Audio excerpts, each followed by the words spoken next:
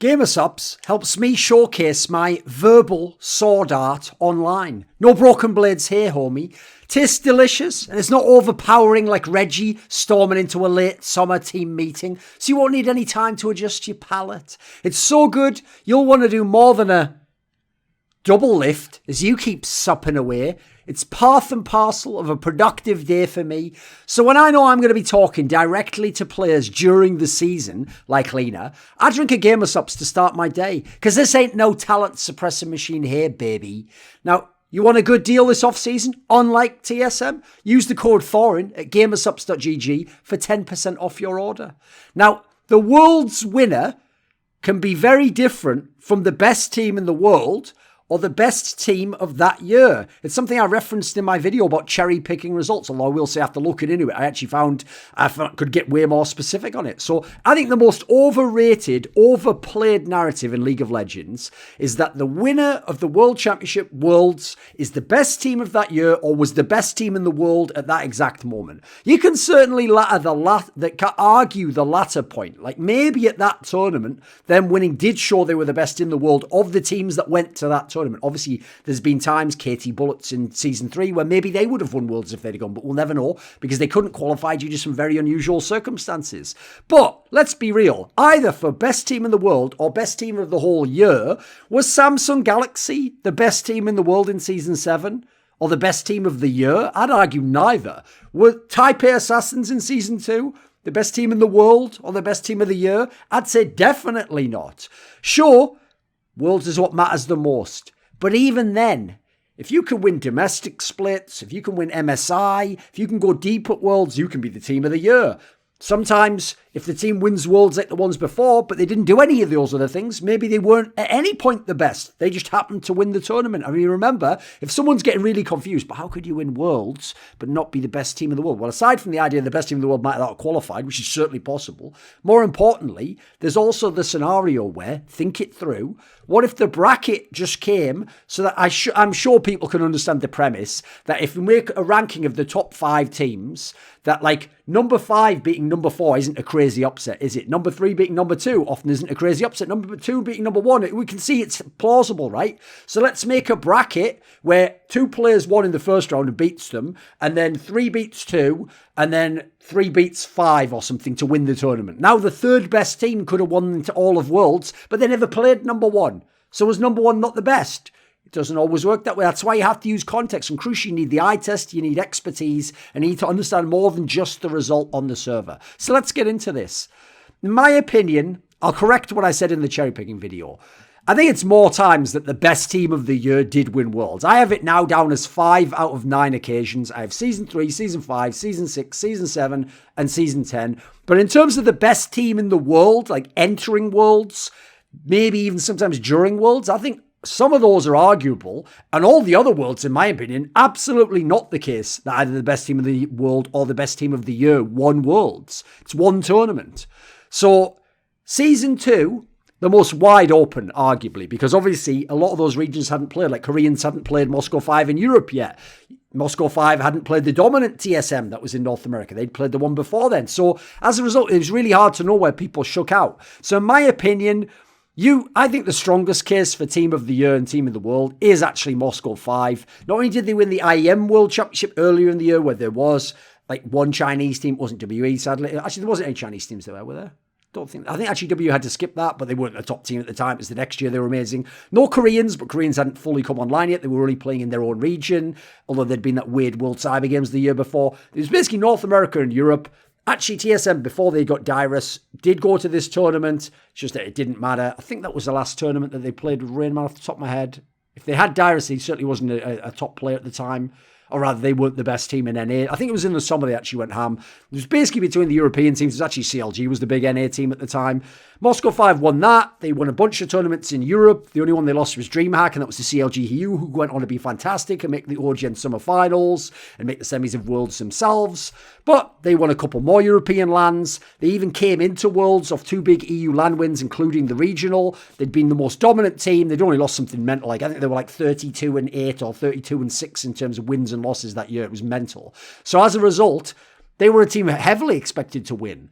Taipei Assassins, not even on the radar. Certainly they were like a sleeper team, an underdog team that you might have been able to say, maybe they have dark horse qualities. They'd showed some things regionally within Asia, obviously more on the China-Taiwan side.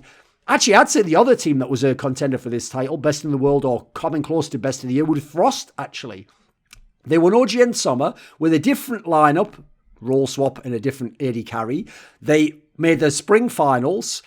They beat CLGEU, one of the top teams in the world, in the final of OGN. And then at Worlds, they beat him in the semis and they went all the way to the final. So you could argue Frost was the best team in the world or Moscow 5 was the best team in the world. If you want to talk best team of the year, it should again be Moscow 5. Maybe outside case for Frost. No way Taipei Assassins gets in there.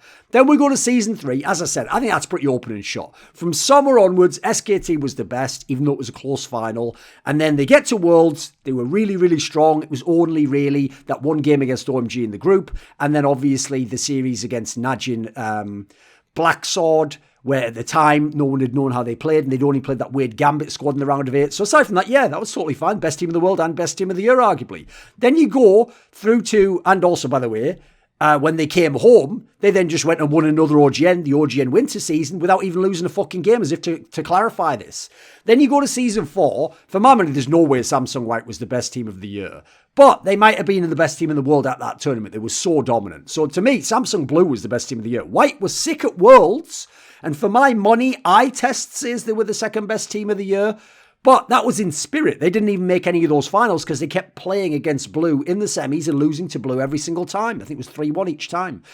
Blue were the team that were the best team of the year. Just they weren't the best team in the world when Worlds came about. So in that scenario, you had Spring. They were really amazing. Very dominant. Super duper figure out the meta. In fact, White looked like they copied from them. There was no MSI back then. And bizarrely, the format meant SKT went before the spring was even over, so they kind of got robbed of a chance to compete there. Then you came through to the summer. They looked like they were going to win it. They went to Game 5 of the finals. They got mega upset by KT Arrows. Still played great generally overall. They were in the Masters tournament where them and White competed. They were also super dominant. Then they came to Worlds. They didn't look as good at Worlds, but they got out their group and they still made the semis. So for me, team of the year, easily Samsung Blue. Season 5, again, I'll give this up to the team that won. It was SKT. You notice SKT is one of the factors of the teams that were the best team in the world and best team of the year and won Worlds. So Season 5 was when they were clutch in spring playoff finals, but obviously they had that whole scenario where they put an easy hoon in, sometimes having Faker play elsewhere. They had to clutch it out against CJ in the match before the finals. They also weren't the number 1 ranked team in the regular season, but they won the finals and with easy hoon, so fair enough, we'll give it up there.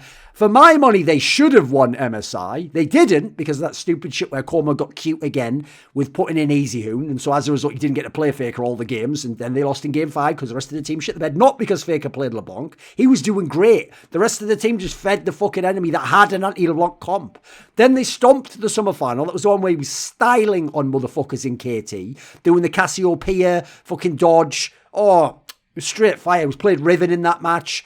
Then at Worlds, they were fantastic. I think they lost 1 game that time. Faker was a god on Rives. Marin was doing whatever he wanted. The bot lane was super stable and Bengi was still somewhat competent. So, yeah, easily. Best team in the world and best team of the year wins Worlds. Season 6 is where it gets way more interesting.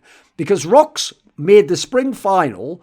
Now they had Peanut in the team, but they lost to SKT because they had a problem with it against SKT specifically. They won summer because they never had to play SKT. KT beat them for them and then they just beat them in the final.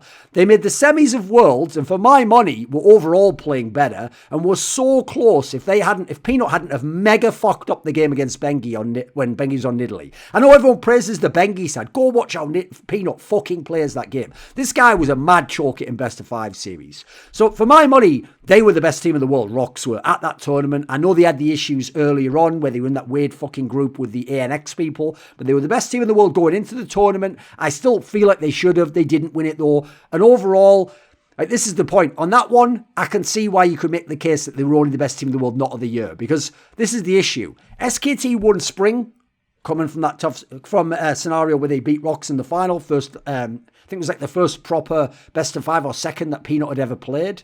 Then they won MSI, was in sloppy fashion before the playoffs, but fair enough, they won it. They failed summer, okay, but then they won Worlds, so you've got to give them Team of the Year status. The MSI one, I will say for context, I thought that wasn't as convincing as some other MSI victories have been, because they were mad dodgy in the group stage, losing the Flash Wolves. I think they even lost a game to CLG. And then the fact that they had to instantly play RNG in the semis, because RNG won the group, I actually think if they just go 1 and 2 in the group and meet in the final, RNG gets to see more of what SKT would be like in prime form in the actual playoffs, and they could maybe have tailored something to that final and done something more interesting with that Mata-led lineup. Season 7, I think, was something of a toss-up because Samsung won it. For me, they're not even the team in consideration for any of these factors. They had 0 titles, 0 finals, no MSI, came second in their group, had chances to fail in their group, almost losing to G2, and then went on an epic bracket run, beating, I think it was Longju and WE and SKT and winning the tournament. Now, Longju, for me, you could argue was the best team in the world going into Worlds. They were one summer in super dominant fashion. BDD was popping off. This is when Khan was actually pretty good. Then they easily topped their group. Wasn't a hard group overall. They had a mad collapse in the quarterfinals against Samsung. So, okay, that kills them a bit, right? Then you go RNG. Now, they were consistently a good team all year, but didn't win anything. They were second in spring, second in summer, and they were top 4 at Worlds. So, okay, hard to say you're the best overall. SKT probably get the status of best team of the year because even though they looked mad suspect as they were doing it, they won that spring finals over KT, the super team. They won MSI. It was kind of a weak MSI that year around, even though G2 popped off a bit. They had the Miracle Summer Finals where they shouldn't even have been in the finals, but then they just had no way to win the finals. And then they made the finals of Worlds somehow, let's be real, because of Faker. Basically just because of Faker and a little bit of Hooney just being Hooney. And that's what they did. So they get to be Team of the Year with the results. But the eye test, that has to be one of the weakest Team of the Year runs ever in terms of the actual performance that they got to get them there. For Season 8, let's be real, there's no way it's IG. Like RNG won the spring split of LPL. They won MSI. They won the summer split of LPL. By the way, the MSI, they won over a dominant Kingzone team. Summer split of LPL. And then they fell apart at Worlds in the round of 8. Okay, what did IG do? They didn't win any LPL titles. They didn't go to MSI. They won Worlds, but even at Worlds, when they played Fnatic in the group, they only won 1 of the 3 games they played, so they were already a bit ropey. They went 5 games with KT, who looked in awful form in that actual match. And then, yes, they dominated G2 and they dominated Fnatic. So I could say at the tournament they were the best team in the world, especially with how the meta were. Best team of the year? No fucking way. Not even the best team from China that year. Season 9, I've of course got to say G2 was the best team of the year. Were they the best team in the world? I mean, I know you hear the stories behind the scenes that they were bad in scrims. But on stage, they looked so fucking good in the actual bracket stage, even though they looked a bit ropey in the group stage. Hard to say who the best team in the world was then. Because I don't feel like it was necessarily FPX, but I can't 100% hate on them. But team of the year, no way. Because G2 won LEC Spring, MSI, LEC Summer, and then they made the final of Worlds. It's not even that they fell apart. They made the final of Worlds. So instead, you go and look, FPX won Summer and Worlds. That's it. Season 10, it's open and shut, isn't it? It was between Damwon and Top for who was going to be Team of the Year and who was the best in the world. Top didn't even make the final, looked underwhelming the whole tournament. Damwon looked good the whole tournament and did win the final and won Summer as well. So even though they won less domestic splits, obviously there was no MSI and we don't really count the MSC for too much. So as a result, Damwon gets to be the best team in the world and the best team of the year. That one's fine. So I think that topic's mad overblown. You notice when I put the context in, it gets way more interesting. It's one of those like Aristotle quotes, isn't it? Wise men debate cases, fools decide them. This video was kindly supported by Pronogo, Mohammed, Alabdul, Razzaq, Dean Tanglis, James Pederson, VatriSam, ErikHillestad, Andreas Kroknes, Hades, Zoomba Gaming, JDubs, Tobias Bernasconi, and Alexander Rao. Special thanks, as always, goes out to Jerky's Minion. Would you like to suggest a topic or a guest for one of my upcoming episodes? Maybe you want to ask more of those questions in that video AMA I do each month. Do you want teasers? Find out who the next guests are for my shows. Well, maybe you even want to take part in one of those crazy donated discussions where we go all over the place. If any of these perks appeal to you or you want to support the channel, put your money where your mouth is and join the Scrolluminati today at the Patreon link in the description box below.